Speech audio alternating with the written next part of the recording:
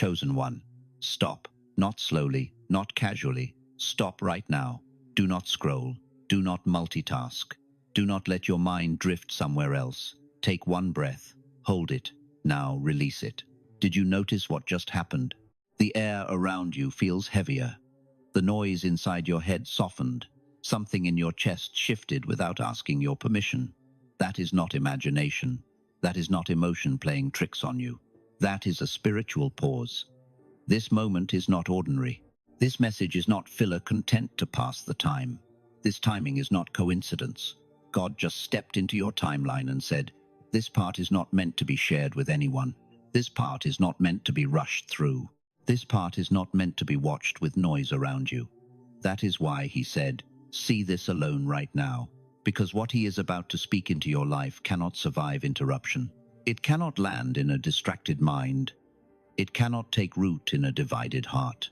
So he pulled you here, not by accident, not by algorithm, by divine appointment. Chosen one, listen carefully. God does not isolate people randomly. He separates them strategically. When a message is fragile, it is whispered. When a moment is sacred, it is guarded. When a transition is delicate, it is protected. God pulled you out of the noise because the next words he needs to plant inside your spirit cannot pass through fear. They cannot pass through old wounds. They cannot pass through other people's opinions, emotional residue, or the pressure you feel to explain yourself to those who were never meant to understand your journey. This message requires clarity, not reaction. And heaven knew that if you stayed in the noise 1 second longer, you might have responded from the wrong place. You might have said something out of exhaustion. You might have made a decision out of frustration. You might have opened a door that God already sealed shut. So he removed you, not to punish you, not to abandon you, but to preserve what he has been building inside you when nobody was watching. Think about this. Abraham was told to leave everything familiar, his country, his family, his father's house, before God revealed the promise. Joseph was thrown into a pit, sold into slavery, and locked in a prison cell, not because God forgot him, but because God was positioning him for a throne that required isolation first. Moses spent 40 years in a desert, away from the palace, away from power, away from everything he once knew, and it was in that silence that God finally spoke through a burning bush. Paul, after encountering Christ, did not rush to the crowds. He disappeared into Arabia for 3 years. 3 years of silence. 3 years of being shaped in secret. And when he finally emerged, he carried a message that would reshape the entire world. Do you see the pattern? Every person God chose for something extraordinary was first pulled away from everything ordinary. The isolation was never the punishment. The isolation was the preparation. And right now, the same thing is happening to you. You have been feeling it. That quiet but unmistakable pull away from places that once felt like home. That slow disconnection from people who once felt like family. That strange season where everything around you shifted but nobody could explain why. You did not drift. You were drawn. Drawn by the hand of a God who saw what was coming next and knew you could not carry it if you were still entangled in what came before. The delay you have been experiencing was never denial. It was protection. The loneliness you have been sitting in was never abandonment. It was incubation. God has been writing the next chapter of your life in a language that only silence can teach you to read. And he needs you alone right now, not because you are unwanted, but because what is being formed inside you is too sacred to be exposed to the wrong environment too soon. Someone has been testing your spirit lately, not accidentally, not unknowingly. They have been pushing subtle buttons, reopening old conversations, mentioning things they know affect you, inviting reactions instead of understanding. They have been poking at wounds they assumed still bleed. They have been referencing the version of you that no longer exists, hoping you would slip back into old patterns just so they could feel comfortable again. And you felt it. Every single time. You felt the pressure building behind your eyes. You felt the heat rising in your chest. You felt that familiar pull to defend yourself, to explain yourself, to prove that what they are saying about you is not true. But something held you back. Something whispered, "Not yet. Not here. Not with them." That was not your own restraint. That was heaven intervening. God stepped between you and that moment and said, "Enough." Not because you are weak, not because you cannot handle confrontation, but because what you are becoming right now is fragile. Not fragile in strength, fragile in formation.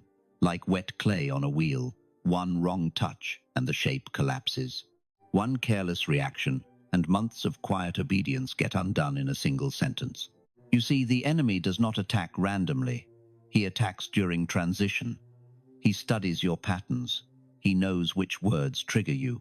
He knows which memories still carry weight. He knows exactly which person to send into your space with exactly the right tone to pull you out of alignment. And he has been doing it deliberately because he can feel something shifting in the spirit realm. He can sense that you are close.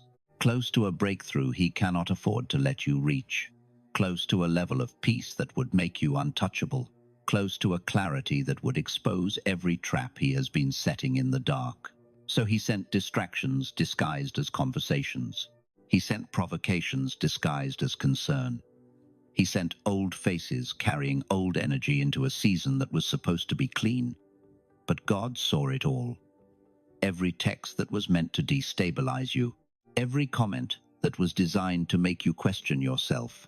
Every so-called friend who suddenly reappeared not to support you but to study you. And God said, "I am pulling you out before the damage is done." Not because you failed the test, but because passing this test means walking away without saying a word. The battlefield is not in the argument. The battlefield is in your silence. And right now, your silence is the most dangerous weapon heaven has given you. Do not waste it on people who are hoping you will break. Because every time you stay still when the enemy expected chaos, a chain snaps, a trap collapses, an assignment against your life fails completely. Chosen one, let us name what you have been feeling. You do not feel like explaining yourself anymore. You do not feel like defending your intentions to people who already decided who you are. You do not feel pulled into conversations that go in circles and lead nowhere. You do not feel energized by environments that once felt normal. Spaces that once felt like home now feel like cages. And part of you has been wondering, what is wrong with me? Why do I not care the way I used to? Why does everything that once excited me now feel heavy and draining? Why do I feel like a stranger in rooms full of people I have known for years? Nothing is wrong with you. Absolutely nothing. You are outgrowing emotional chaos. You are shedding a version of yourself that survived on reaction, on people-pleasing, on proving your worth through exhaustion. And that version served you for a season. But this is a new season. And God is upgrading your emotional posture from the inside out. Where you once reacted within seconds, you now pause. Where you once defended every accusation, you now discern which ones even deserve a response. Where you once explained your heart to anyone who questioned it, you now observe in silence and let God handle what words never could. That is not withdrawal. That is not depression. That is not you shutting down. That is wisdom installing itself into your nervous system. Science confirms what your spirit already knows.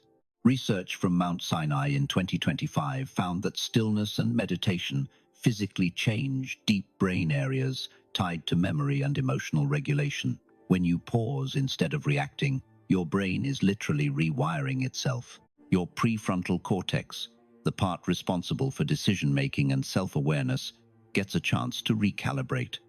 Cortisol drops, heart rate slows, clarity surfaces where confusion used to rule.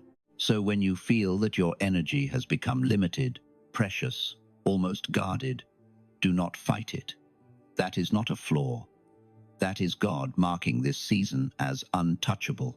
Your energy feels scarce because it is being redirected. Every ounce that used to leak into arguments and anxiety and approval seeking is now being funneled into something deeper. Something you cannot fully see yet, but can absolutely feel forming beneath the surface. Trust the shift. It is not breaking you. It is building you into someone the old version of you would not even recognize.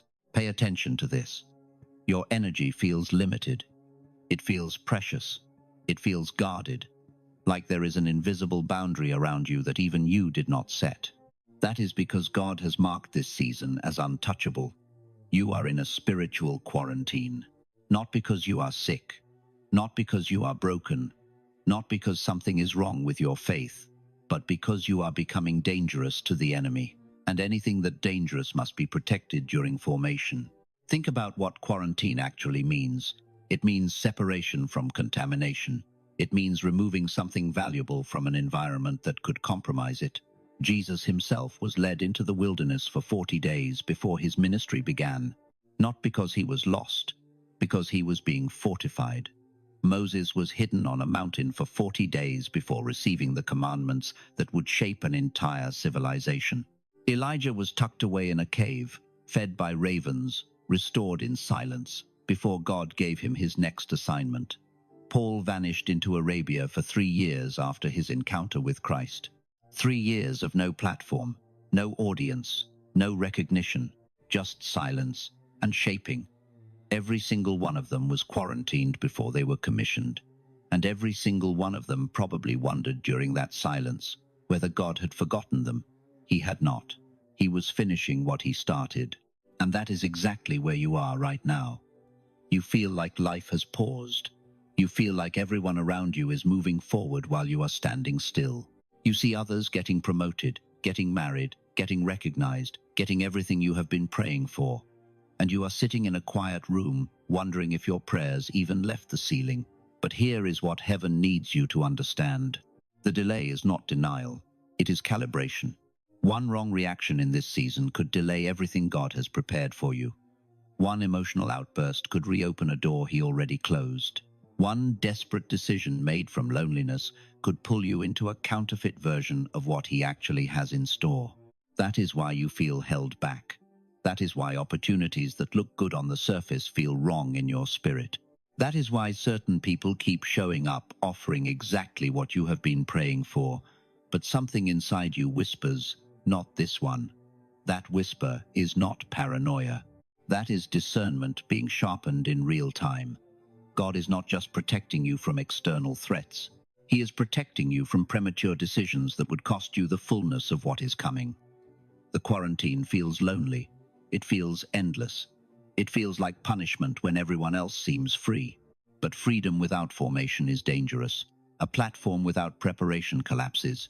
A blessing received before character is ready becomes a curse in disguise. So God is holding you here, not forever. Just long enough to finish what the noise would have interrupted. Just long enough to seal what exposure would have contaminated. Just long enough to make sure that when you finally step out, nothing and no one can send you back to where you came from. Your waiting room is not a dead end. It is a training ground. And the fact that you are still here, still listening, still believing despite the silence, proves that the quarantine is almost over. What is being built in you right now will outlast everything that was taken from you. Let us speak truth about something you have noticed but have been afraid to name. Some people are uneasy around you now, not because you did something wrong, not because you offended them, not because you changed in a way that harmed anyone. They are uneasy because you stopped being predictable. You stopped reacting on command. You stopped feeding their need for drama with your emotional energy. And that terrifies them. Your peace unsettles their chaos. Your silence exposes their noise. Your boundaries confront their access to a version of you that no longer exists. They try to bring up the old you. They reference who you used to be. They poke at wounds that no longer bleed, hoping for a familiar response. They mention old mistakes, old seasons, old failures, not to help you heal, but to pull you back into a place where they still had influence over your emotions. Why? Because they are hoping you will react so they can feel familiar again. So they can say, "See, nothing has really changed." So they can convince themselves that the distance they feel from you is your fault and not the result of their own refusal to grow. But heaven is saying, "Do not resurrect what I buried." You are not that version anymore. That version served its purpose. That version taught you what you needed to learn, but it was never meant to be permanent. And the people who only loved that version were never meant to walk with you into this next season. This is important. Silence is not avoidance. It is strategy. In Psalm 62, David wrote that for God alone his soul waits in silence. Not because David had nothing to say. David was a warrior, a king, a poet. He had every word at his disposal. But he chose silence because he understood that some battles are not won with arguments. They are won with stillness. Calm is not weakness. It is authority. When you remain calm in a situation that was designed to break you, you are exercising a power that most people do not even know exists. Stillness is not passivity. It is obedience. Every time you do not react when provoked, a pattern breaks. A generational chain snaps. A trap that was set with your name on it collapses before it can close. The enemy expected panic. He expected defense. He expected a long emotional explanation that would drain you and give him legal ground to keep operating. Instead, you stayed anchored. You breathed. You prayed. You kept your mouth shut when everything in you wanted to scream.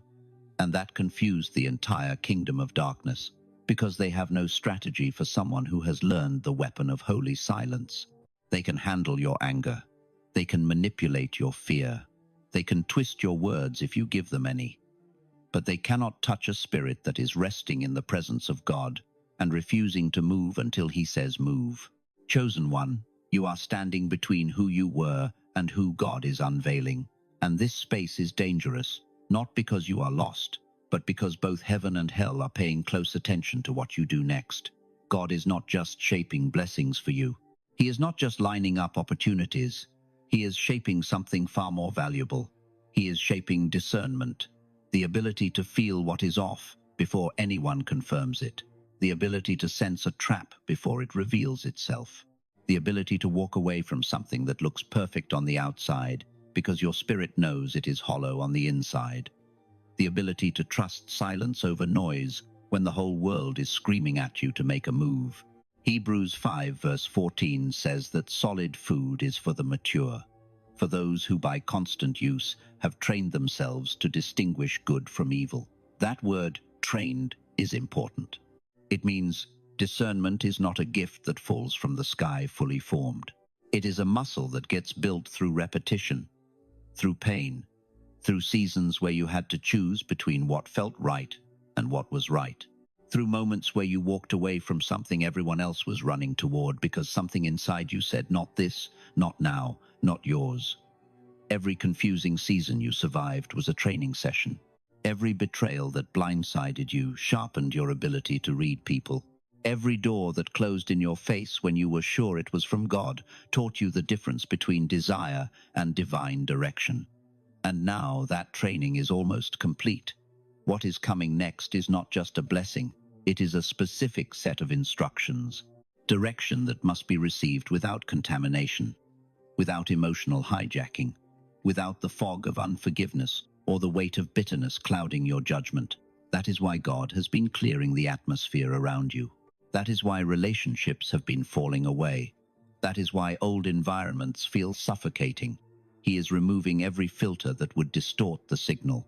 Because when God finally speaks your next assignment, he needs your spirit crystal clear, not defending, not overthinking, not replaying old wounds, focused, present, ready. 1 John 4 verse 1 says, test the spirits to see whether they are from God. That testing is about to become your greatest asset, because not every open door ahead of you is divine. Some are designed to imitate the very things you have been praying for. The counterfeit will look familiar, feel comfortable, even seem blessed. But your discernment, the one God has been forging in fire and silence, will know the difference. Trust it. It was expensive. It cost you loneliness, confusion, and tears that no one saw. But it is about to save your life. God is about to do something that will require no effort from you. He is about to expose motives that were hidden behind smiles. He is about to reveal intentions that were buried under flattery and false loyalty. He is about to uncover resistance that has been operating against you in secret, in conversations you were never invited to, in rooms you were quietly removed from, in decisions that were made about your life without your knowledge or consent. And he is about to shift relationships in a way that will shock you. People you thought would be there forever will fade. People you never expected will step forward carrying exactly what you need for your next season. Paths you gave up on will suddenly reopen. Doors you stopped knocking on will swing wide without you lifting a finger. But here is the condition. You must stay still. You will not need to speak. You will not need to confront anyone. You will not need to send that message you have been drafting in your head at 3 in the morning. You will not need to reveal what you know or prove what you feel.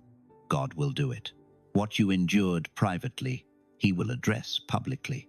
Every tear you cried alone in a room where no one could see you, He recorded. Every night you lay awake wondering if anyone even noticed your pain, He was taking notes. Every lie that was spoken about you behind closed doors, He documented. And the court of heaven does not lose cases. What confused you silently, He will clarify openly. Those seasons where nothing made sense, where you felt like you were walking through fog with no map and no voice guiding you, they were not random. They were strategic. God was waiting for the right moment to pull back the curtain, and that moment is closer than you think. What hurt you deeply, He will redeem completely, not partially, not halfway, not in a way that still leaves scars you have to hide, completely. The kind of redemption that makes the pain look small compared to what it produced. The kind of restoration that makes people who counted you out stop and stare because they cannot explain how you got here. But only if you stay still. Only if you hold your position. Only if you resist the urge to take matters into your own hands when the pressure builds and the silence feels unbearable. Because the moment you try to force what God is orchestrating, you delay the very thing you have been waiting for. Heaven is not slow. Heaven is precise. And the timing of your breakthrough has already been set.